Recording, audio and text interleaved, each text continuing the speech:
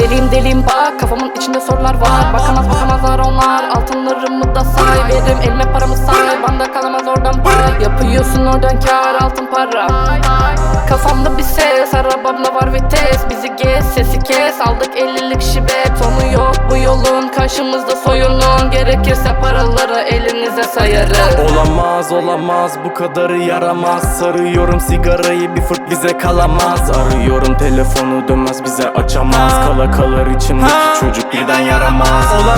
Olamaz bu kadarı yaramaz. Sarıyorum sigarayı, bir fırt bize kalamaz. Arıyorum telefonu, dönmez bize açamaz. Kala kalır içimdeki çocuk birden yaramaz. Geri gel J.O.K geri gel J.O.K geri gel. Uzakta duramıyorum, bitmeyen bir serüven. Gecenin karanlığına bitiyorum yeniden.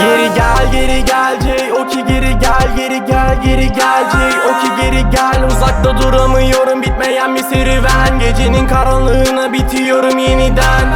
Hayatımız illegal, kovalıyorlar. Karşımızda aslan baba takılıyorlar.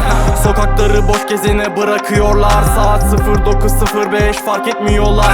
Kaderimize yazılmış bizim bu dua. Çekip gidebiliyorsun hemen uzağa. Koşarken dikkat et aman düşme tuzağa. Geri gelebiliriz Keco biz burun buruna. Burun buruna. Kafamın içine dönen deli duruma. Sirenleri kaçırıyor hem de buraya. Yaşıyorum hayatı ucu ucuna. Geri gel J.O.K geri gel J.O.K geri gel. Uzakta duramıyorum, bitmeyen bir serüven. Gecenin karanlığına bitiyorum yeniden. Geri gel J.O.K geri gel J.O.K geri gel. Uzakta duramıyorum, bitmeyen bir serüven. Gecenin karanlığına bitiyorum yeniden.